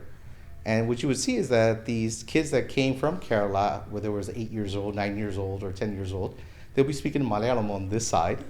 And then two steps across on this side, you see this whole ABCD community completely speaking in English, but they're all there because they're Mallu. You know what I mean? I'm fortunate enough because I could speak both sides of the spectrum, but me coming in, I saw that here. Now, today, I don't see it as much. Yes, there is a lot of difference between kids who are just straight off the boat or something like that. But after a few years, even with him, I can see there's not much of a cultural shock coming in terms of like you guys have the same topics and everything else like that. I think the difference now is because we're so in tune with our culture now, because social media, portrays the community that we're in. And back in that time, social media was not that prevalent. It didn't show our community as it shows now. So, international students that come here, you don't see that kind of differentiation between people who are born here and people who are born in India. Like, we don't see that kind of judgment between these two. Yeah, when I was young, there was a huge judgment. I mean, the perception of American kids was, I wouldn't say completely bad, but wasn't the most positive. Yeah. When we were growing up, I feel like being Indian, being Malayali was not cool. Like, it was not the move. Like, everyone was trying to assimilate into the mainstream, the Western kind of, the media was portraying it like that too. And like, you can even see it with like the way that like TV shows were made, like The Big Bang Theory, and how like you make. I hate that. I don't know about you, but I hate it too. I never watched it. And it's like, I hate Raj's character. and it's like he has like this accent, and like even now when you talk to people who are Indian, they're like, you don't have an accent? It's like, no, like I went to school, but at that time it just really was prevalent. Like, all Indians had this kind of Raj-esque accent. All Indians like, smelled like curry, and all these like very like distinct stereotypes were still there, still prevalent. And then I think with the rise of like TikTok especially, I think is the big thing that helped that because it gave a platform to Indians. It quite literally, we have this thing called So brown TikTok talk. is banned in India, but Instagram isn't. Instagram. But I just think that like the advent of TikTok especially was monumental for brown people to get that community, because it felt like we didn't have that on Instagram. We didn't have that So let me give you a big surprise. So I asked this question about to the school kids I interviewed over there. I asked a similar question, Yeah. and they were like, "No, we speak American English nowadays." Yeah. Because everything they watch right now is American shows. Yeah. Which, and like, because when I first went to Kerala, when they put me in boarding school, I went to this posh little boarding school in somewhere in Kollam, and they lived. I don't want to even go. It's just like one of those bad memories, but the English was very British, right? Very British, very enunciated. You know, it was a demeaning concept to speak American, right? You know. But last week when I interviewed them, I saw the kids literally speaking more or less the same tone. Yes, they do have a little bit of a slang, but I guarantee you within 6 months that slang is going to disappear. I can relate to that in an aspect because like I've again been on both ends of the spectrum where like I studied here for a few years and then I went back to India and I've lived in India like two complete different times where like I saw it change right before my eyes, because when I was like, you know, still in elementary in India, my mom used to work for the press. So like she was in like educational press. So like she would get me a lot of material, and like it was very obvious like they were very much influenced by like British, especially like English and the way English was like, you know, like spoken and stuff. And I felt the aftermath of that here, because like when I came here, people were like, oh wow, like your English is so good, like nobody even would believe you're from a different country. And then I was here for a couple years, and then going back, you know, people are always like, oh, you don't seem American enough. Like, you know, like that's another aspect of it where they're like, you don't seem American enough to like qualify as like somebody that's from America. And I'm like, you know, like culturally, you know, like I have some semblance of Indian left in me. I think one of the biggest problems you're going to have is that you're not blue enough. Yeah. Oh, Yeah, exactly. You're not Malu enough here. You're not American enough over there. So I posed this question. So I don't know if you guys watched our show, but we interviewed Arcadia's president. All right. His name is Ajay Nair. He's a Malu. He's from Upper Darby. He's actually. Yeah. You need to hear his story. Watch that, because his growth from him coming out of college to becoming president it's a shock. It's an incredible story. But when I asked him a question about it, because he grew up here just like me in Upper Darby, dealing with everything else like that. But he made it a point saying that as far as culture is concerned, there's no one right answer. Yeah. Right? Exactly. So you can create your own. Yeah. Yes. All right? So to me that made a lot of sense. So even with my daughter, I tell them same thing. Yeah, I mean, yeah, you're Malu. Yeah, you're South Indian.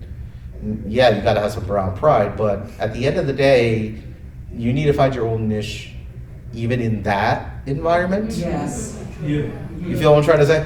Like, you know, you go to Adnam or you go to anywhere over there, you feel like you're in the sea of the same type of people, and you don't want that. I mean, and this is basically a first step towards identifying or making that kind of, you know, completing that identity.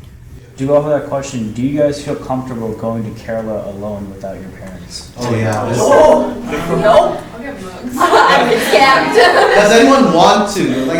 Anyone wants to go to Kerala? Yeah. So everyone wants to go to Kerala. Yeah. If you had an opportunity to go to Kerala right now, okay, how would your trip be? What would be the things that you would want to do? Yeah. Besides visiting family, eating the alua, Yeah, tang, I mean, because every time you ubi, go there, obviously you go and see family, you spend some shopping. Go some shopping. I mean, what would you guys want to do? So I've actually never been to Wayanad or like Alapi. I'm so sorry. I'm so sorry.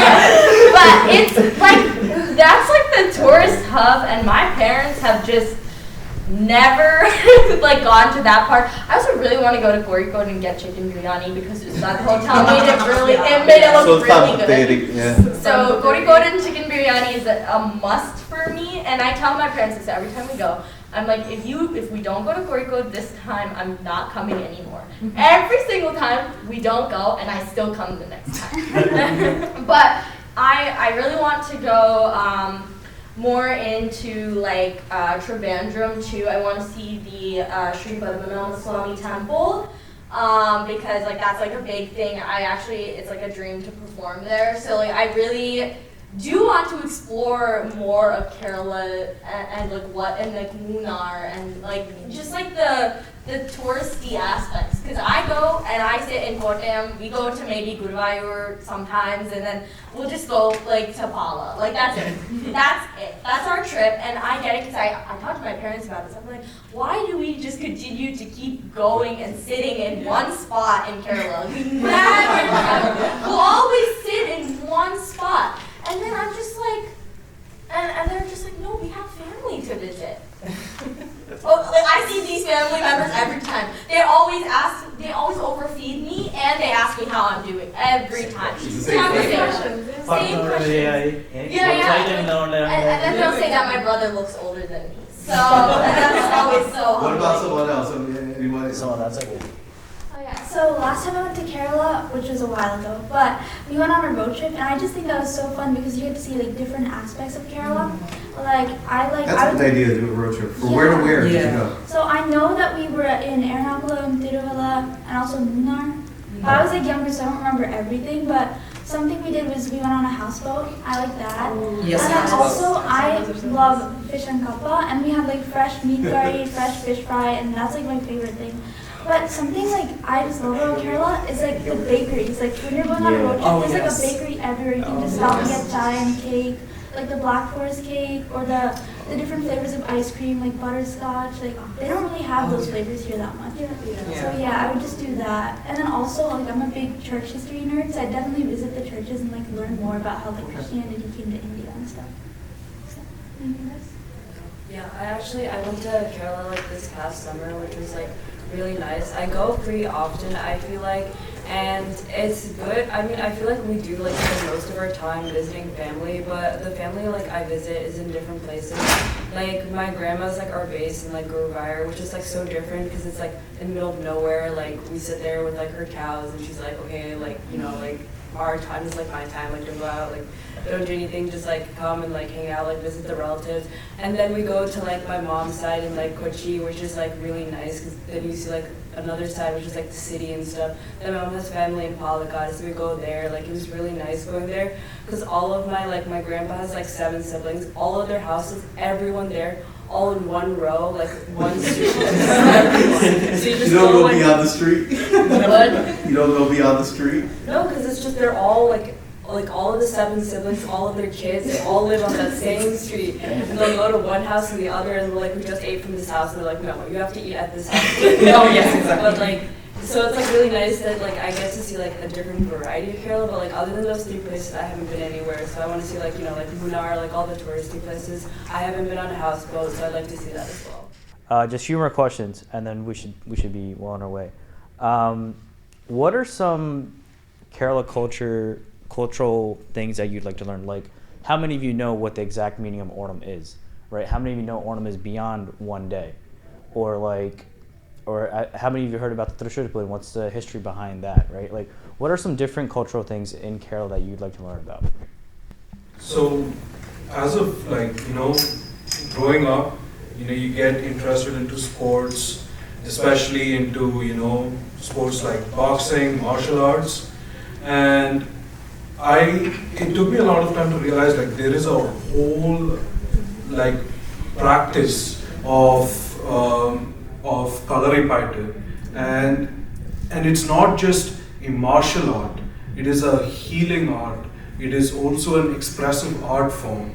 It is so intricate and complex in all the right ways that you can't help but try to find out more about this, basically a lifestyle, you know, where You're taught how to defend yourself, you're taught how to heal yourself, you're taught how to live with discipline and motivation. And it is something that I've tried to find both back home in Dubai and here, because it is a way of life. It was a survival mechanism for a lot of the Keralites, the tribal Keralites out there. So there is, like, for me at least, there's some sort of like an intrinsic responsibility to know more about the ancestors, about my ancestors and how they lived. So yeah, Kalari Payattu and that way of life is definitely an appealing thing for me to learn more about. Speaking of art forms, I would also say Kathakali is a big one that I want to learn more about. Kathakali and just even Mohiniyattam, like the art forms of Kerala.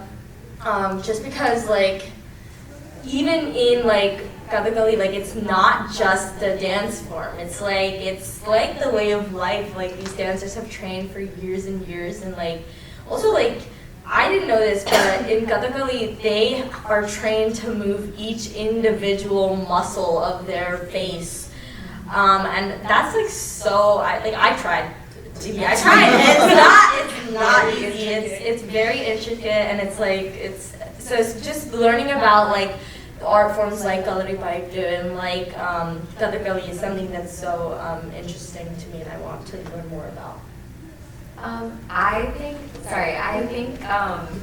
I want to know who invented or who found that eating on like a varela, like a banana leaf, was so tasty or good, because like, I don't know, it's just like we have so many like niche things. Like who found that like eating on a banana leaf would taste so good? Like did Amachi just go outside one day and like get into their backyard and like decide like, oh, I'm gonna put chor on this and it's gonna taste absolutely incredible? Because I don't know, even for Onam, like this past year, I literally couldn't find any, like, eating on a plate versus eating on a banana leaf is so different. I don't know if you guys agree. Yeah. But it's just so much more tastier, and I want to know where that came from, honestly. Just like one quick thing. Have you guys heard of that whole thing with the banana leaf, like the way you fold it? Yeah. I learned that this year, and like I've been alive for like 20 years, and like never knew that was a thing. Was just like the banana leaf having to like.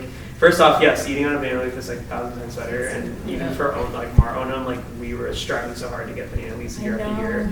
But yeah, I didn't know until this year that you have to fold it a certain way to show respect. And it depends like what event you're at. Yes. So if you're at like a joyous event, you fold it towards you. No, isn't it away from you? No. You fold it towards you if you're at a joyous event, I think. And we if should you're get at like a fact funeral, check. Somebody fact check us. I know here has actually eaten a Nair sadhya. A Nair? I am a Nair. I know. Does anyone know what a Nair sadhya is? No. Can you? That is the Can you elaborate? Can you just elaborate, please? Yeah. Give us a little rundown. Just speak about it, yeah. It's a podcast. All right, so if you're going to call yourself Malayalee, you need to know what an Nair sadhya is. Okay. Crash course. Because crash course. If you call yourself Indian, you need to know your Hindu roots. Okay. Now that's something that most Christian families do not comment on, but I will heavily advocate for that. So you definitely need to learn your Hindu roots on that. But a Nair sadhya, in my humble opinion, is the most unique Kerala food item, period. Almost everything else that you eat, whether it's biryani, fried rice, parota, chapati, anything chicken, anything of that, came from somewhere else. All right?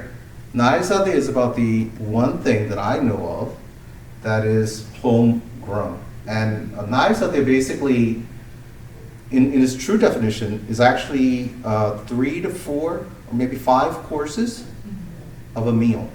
All right? You start with rice and some paripu.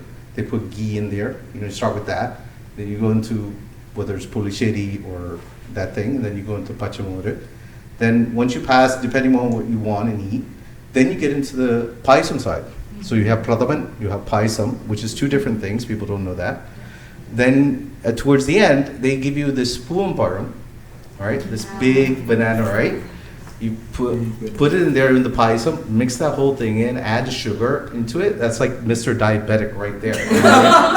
But Even better if you add the papadum. yes, there we go. Right. But I'm a meat eater, core. But right. He was like, but I can tell you straight out, that is one meal that is ridiculously. I mean, you cannot put it. I mean, once you have it, you're gonna need it. So if anyone hasn't have it, maybe you should. That's what you need to do. All right, we're coming up on time here, so last question.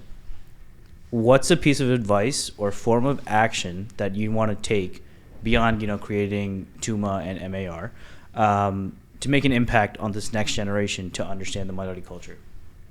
I do think language is a very important part of understanding, maybe not in the future, but it is important understanding the history and then relating to your elderly family members.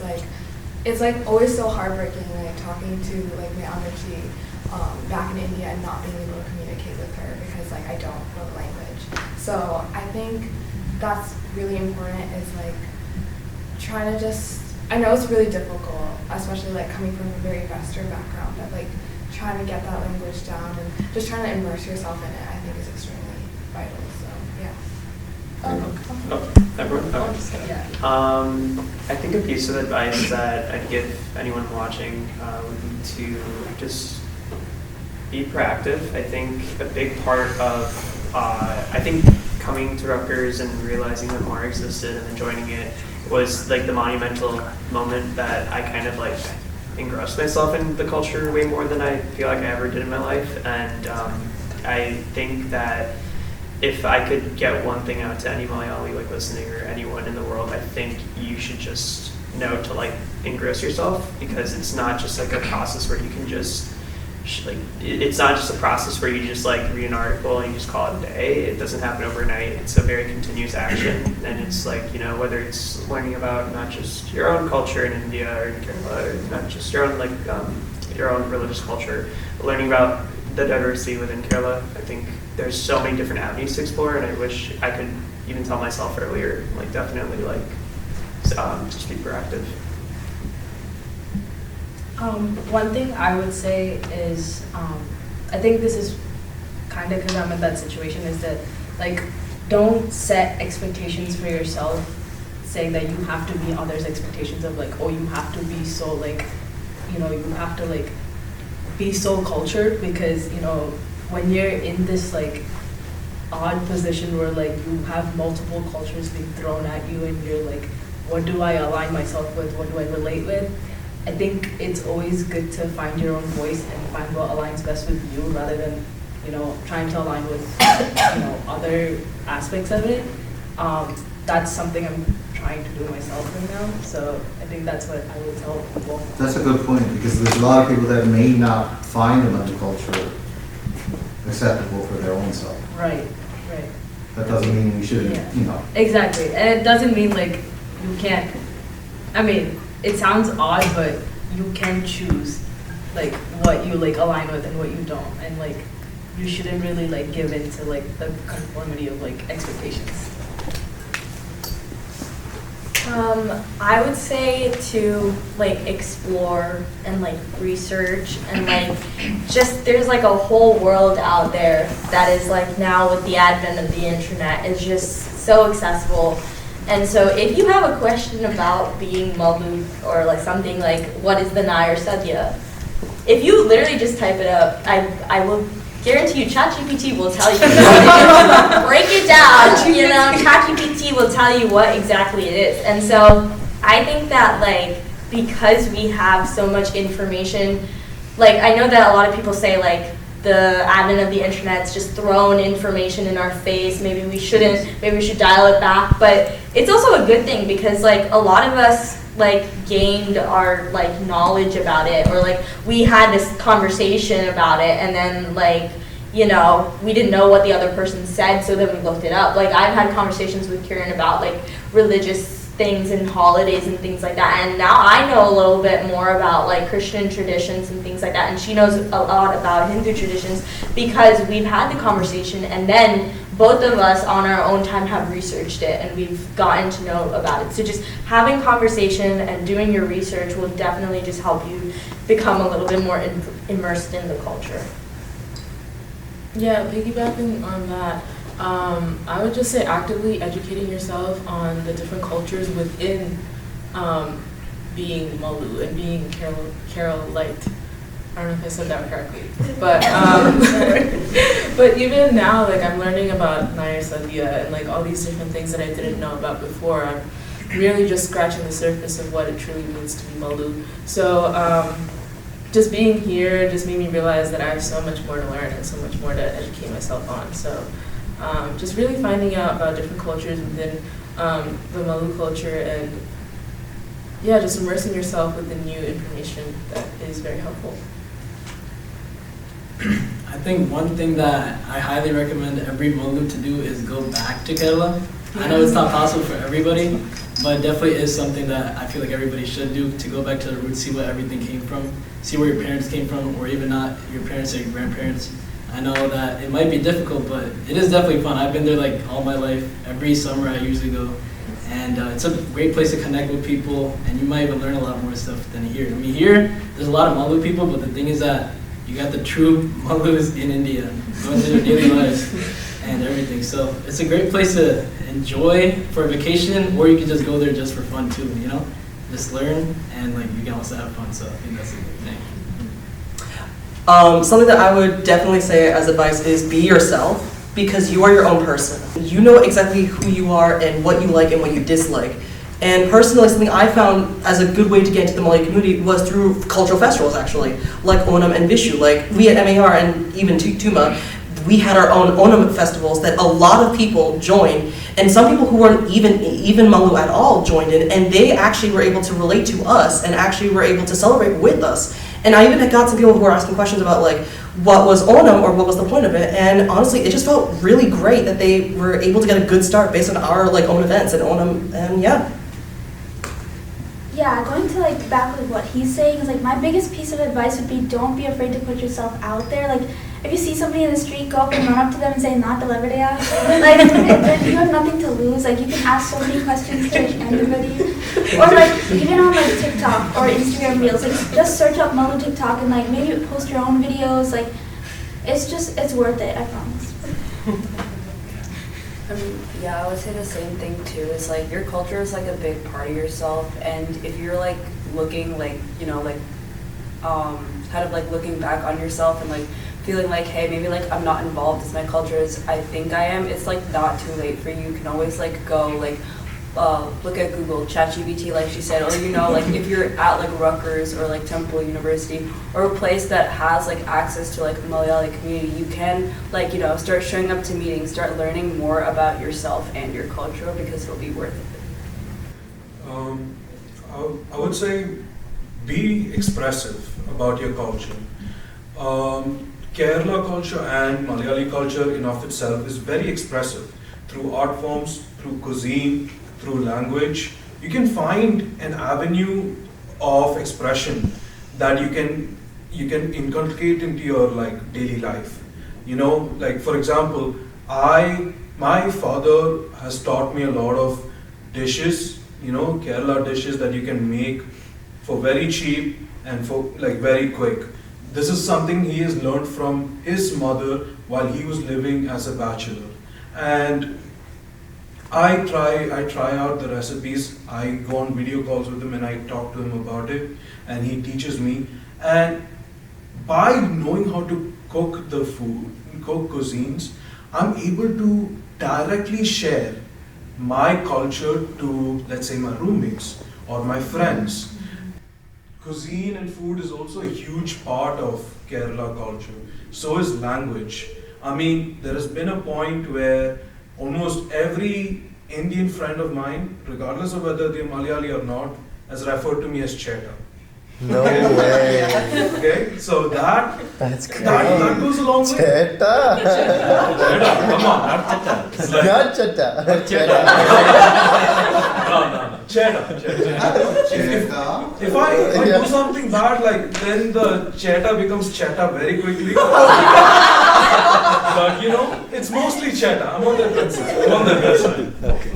Yeah. So it's just find ways to express the Mallu in you.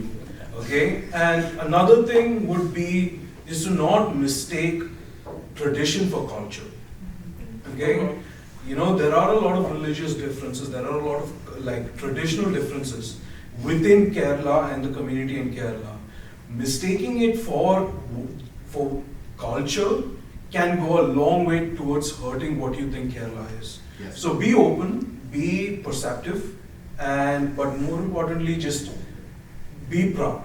Be proud of who you are as a Malayali, because you know there is a whole generation of Malayalis who need that pride as a source of inspiration. I just, before you go out, I just want to mention, because I told my daughter the same thing, the Kerala that is truly there right now, Malayali culture, the Kerala culture, everyone grows up together, right? You go to Hindu ambalam, you go and pray there. I prayed at a Ganapati ambalam. My friends come to my church and pray. There are mosques there. Cultures are so integrated. Everybody eats at everybody else's house. Everybody enjoys the same festivals as much as they can. It's not as prevalent as now, but that is the culture that you guys come from. So regardless, when you hear stories or people telling you how നമ്മുടെ സമൂഹത്തിന് ശരിയല്ലത് അല്ലെങ്കിൽ നമ്മുടെ സംസ്കാരത്തിന് ശരിയല്ലെന്ന് പറഞ്ഞു കഴിഞ്ഞാൽ, take it with a pinch of salt.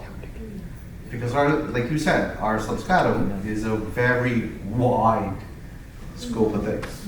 The best way to immerse yourself in any culture would be like visiting. I know it's hard for students and like kids go because like you depend on your family and stuff. But when you're older, definitely like spend some time there, immerse yourself with the locals, stuff like that.